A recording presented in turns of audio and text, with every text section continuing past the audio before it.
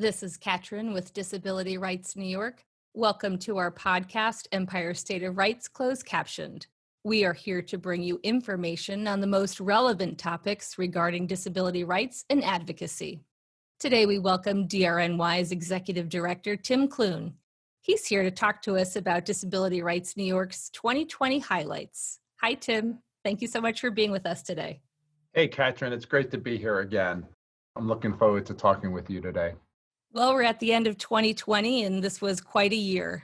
Obviously, COVID-19 was the biggest news of 2020, and unfortunately continuing into 2021, as we are seeing right now. Tim, can you tell us about how DRNY addressed COVID-19, not only for your staff, but also for the community that we serve? Sure. Here we are at the end of 2020. We certainly started it a lot differently than where we are ending up. But all of that being said, I think that we have accomplished quite a bit, and it is kudos to our staff and everything that they had done. So we addressed COVID-19 in many ways. We addressed it both internally in dealing with our staff as well as externally dealing with the work that we do on our clients. We went to remote working in early part of March, and we were faced with professional and personal challenges that none of us had ever envisioned.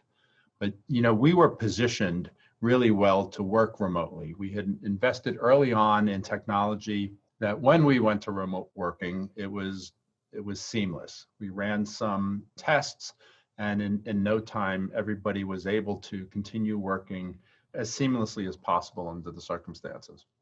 A lot of our staff had to go from being full-time office managers, intake specialists, advocates, lawyers, but they also had to simultaneously juggle childcare, family care, education, and that all around general home life management.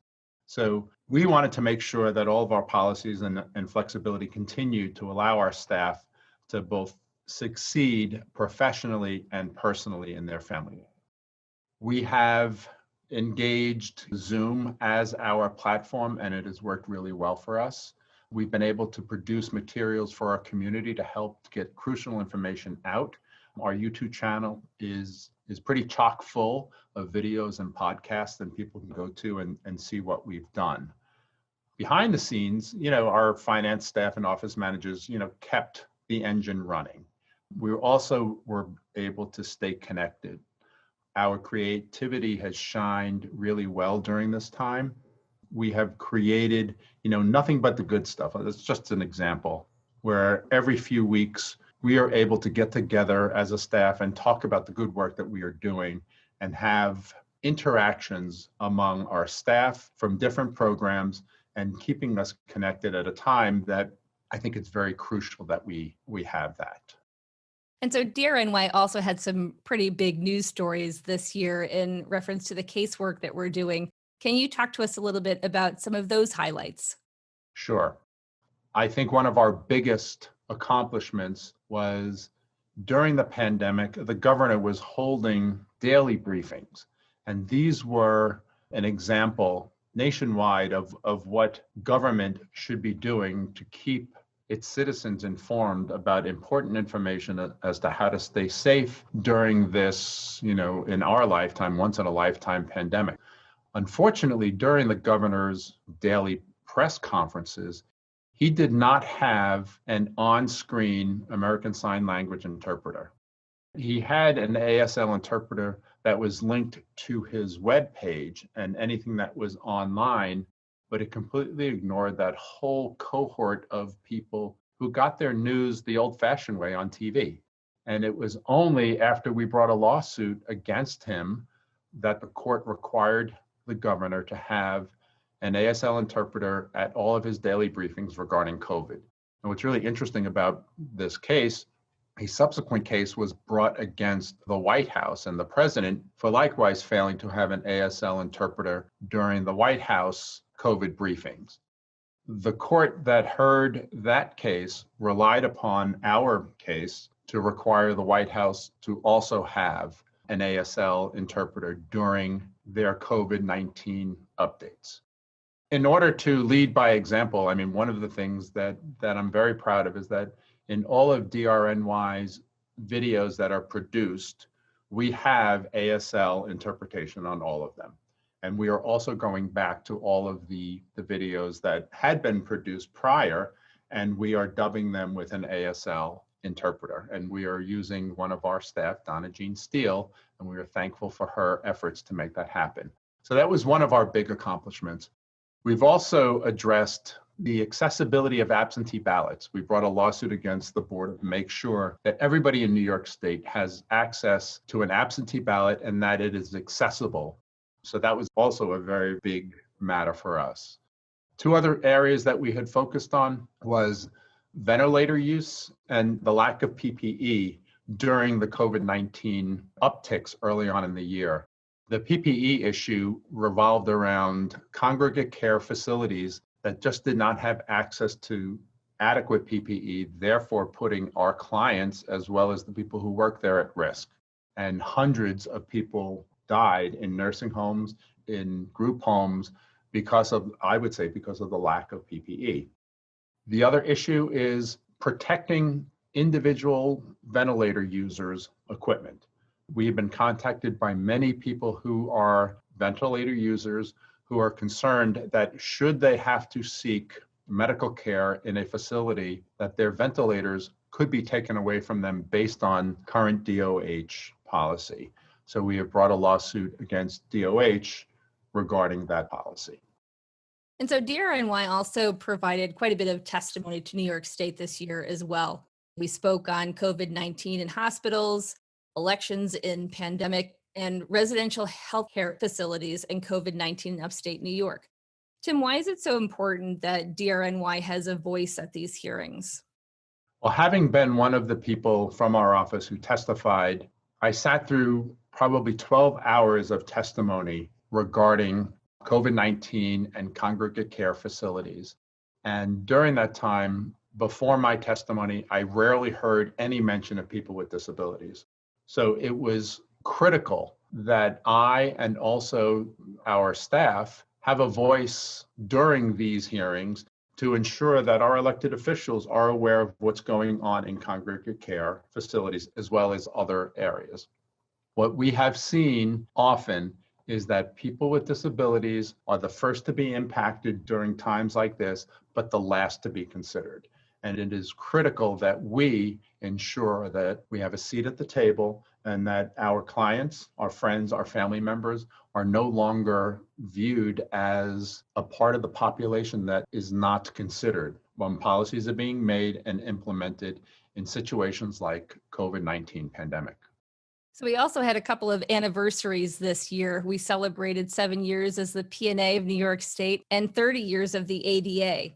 After 30 years, it feels like there still is so much to be done. Tim, can you talk to us about some of the areas that we are still seeing that need real change? I think it's a never-ending battle to ensure accessibility. And accessibility covers so many different areas. So let's look at what's going on right now with, and I'll focus on New York City for a moment. New York City restaurants had taken advantage of the ability to have dining outdoors, which in a vacuum sounds nice, be able to sit outdoors and eat under the stars.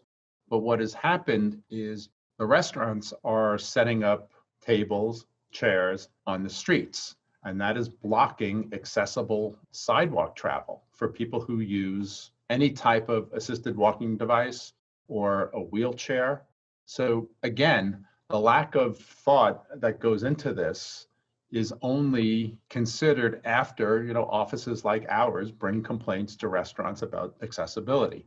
So that, I think, is something that we're always going to have to address. And that is one of the reasons we also testified, because we wanted the voices to be heard, that these decisions affect so many people. And the lack of forethought into what goes into those decisions was rather concerning to us. The other thing that I think we really need to focus on is the reliance on congregate care. What the pandemic has shown us is that the danger of this outdated model was clearly exposed during COVID-19.